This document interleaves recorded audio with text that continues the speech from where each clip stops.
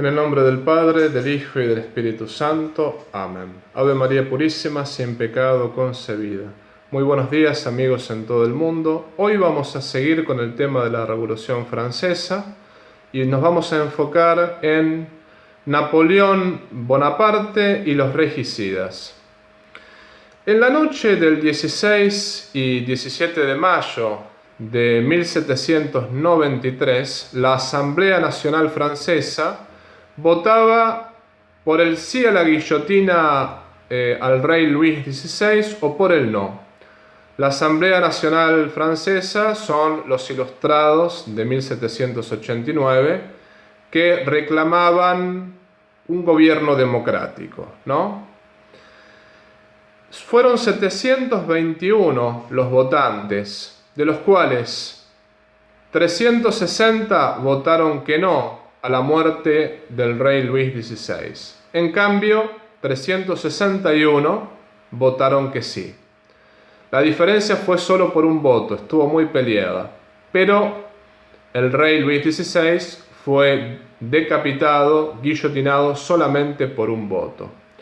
Ahora, ¿qué cosa decían los ilustrados de la Revolución Francesa? Por ejemplo, el diputado jacobino Legendre decía que era necesario degollar al puerco del rey Luis XVI y enviar un trozo de su cuerpo a cada departamento como advertencia a los rebeldes y exhortación a los revolucionarios. Danton decía que no se quería juzgar al rey, sino que había que matarlo directamente, sin ningún tipo de proceso. Robespierre decía que matar al rey era una cuestión de la salud pública. El abbé Grégoire, el obispo de la Revolución Francesa, obispo responsable de la muerte de muchísimos sacerdotes que no querían aceptar la constitución del clero, el abbé Grégoire dijo que los reyes son, en el orden espiritual, lo que la gangrena es en el orden material. Finalmente, el rey Luis XVI fue guillotinado, por un voto solamente. Ahora, los historiadores a veces son indiscretos y nos dicen la verdad. De esos 361 que votaron la guillotina para el rey Luis XVI, ¿cuál fue su destino después de este hecho? Hay que decir que 74 de ellos murieron de forma violenta, muchos de ellos degollados. Como suele suceder, las revoluciones se suelen comer a sus propios padres e hijos. Otros han muerto por otras causas, y lo más interesante es que 121 de ellos después consiguieron cargos públicos en el gobierno de Napoleón, el emperador más feroz y más atroz que ha tenido Francia.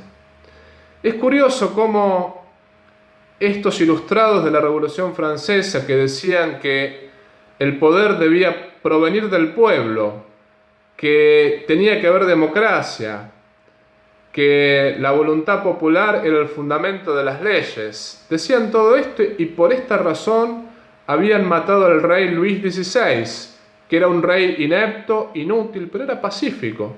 Después estos mismos se vienen a someter a un tirano como Napoleón. Es decir, ahí se ve que no eran demasiado democráticos, por lo visto, ¿no? Para nada. La cuestión democrática era simplemente una excusa para fundamentar sus caprichos y sus estupideces, ¿no? Ahora bien, nosotros siempre como cristianos decimos que el cristianismo es vivir en plenitud del presente, proyectándonos al futuro y con fuertes raíces en el pasado. Parece que esto último los cristianos lo hemos olvidado, o por falta de memoria histórica, o por desconocimiento de la misma, o por olvido, o porque nos han dicho tantas mentiras que acabamos por creernos el versito.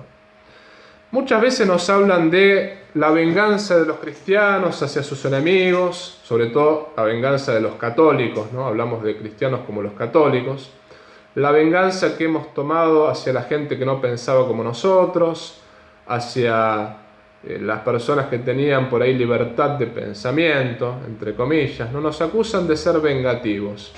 Sin embargo, la historia explica otra cosa. Hitler se vengó de sus enemigos, sobre todo de aquellos que cometieron el atentado. Este tirano atroz como Hitler mató a muchísimos de sus enemigos. También lo hizo Stalin. Stalin en el primer año de gobierno mató a millones, inclusive a familiares, todo por venganzas. Lo mandó a matar a Trotsky, ahí en México.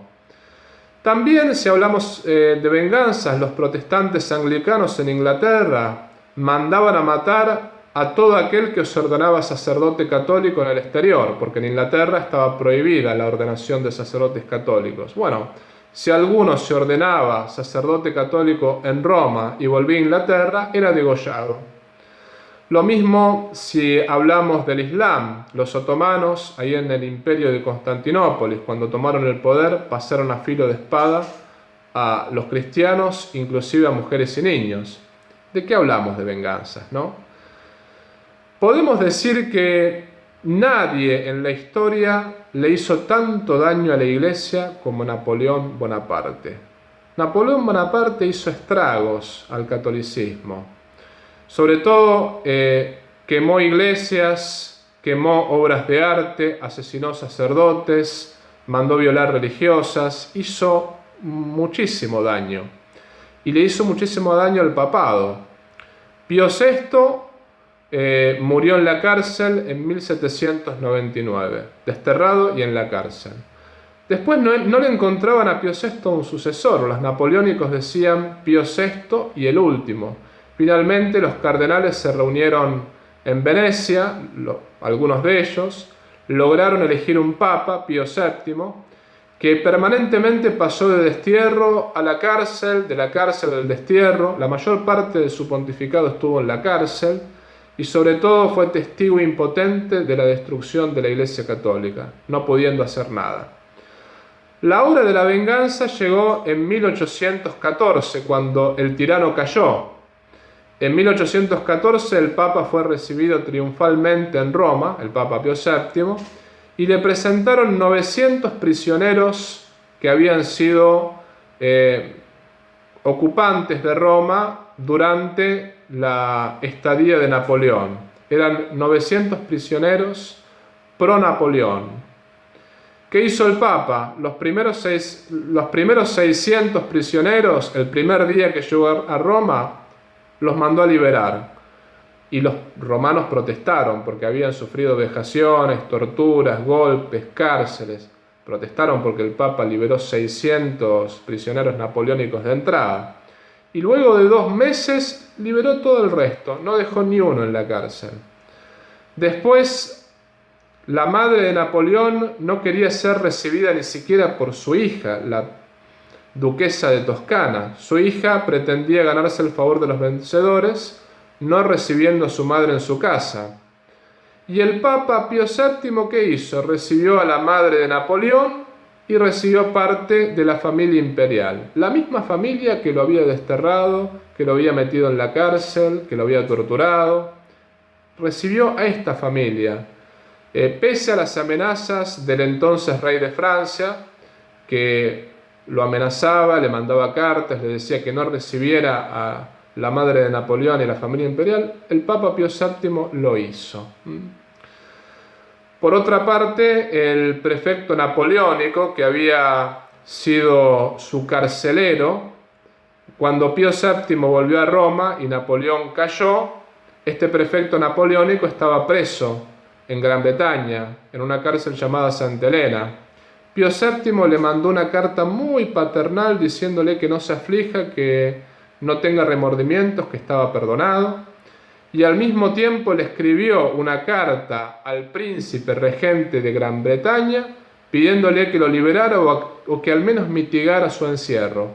Y el príncipe de Gran Bretaña, cuando le contestó al Papa, le recordó todo el daño que el prefecto napoleónico le había hecho a la Iglesia Católica. Y el Papa Pío VII le respondió: tenemos que saber perdonar como buenos cristianos. Cuando el prefecto napoleónico estaba por morir, pidió un confesor y el Papa mismo proveyó un confesor para este hombre. Y cuando murió, el Papa lloró junto a sus parientes, lloró su muerte y rezó por él. Estamos hablando del prefecto napoleónico, aquel que encerró al Papa y aquel que le hizo tanto daño a la Iglesia Católica. Fíjense la actitud del Papa Pío VII. ¿Qué venganzas nos vienen a contar? ¿Quién se vengó? No nos tenemos que creer todo lo que nos cuentan, porque cuando la historia está contada por los enemigos, muchas veces está contada de tal manera que hay mucho olor luciferino y mucho olor a azufre. Tenemos que ver la historia objetivamente, no según las mentiras y según los caprichos de turno. Muy bien, queridos amigos, la semana que viene terminaremos con este tema para seguir con un poquito más de historia. Que Dios los bendiga y la Virgen los proteja siempre. Gloria al Padre, al Hijo y al Espíritu Santo, como era en el principio, ahora y siempre, por los siglos de los siglos. Amén.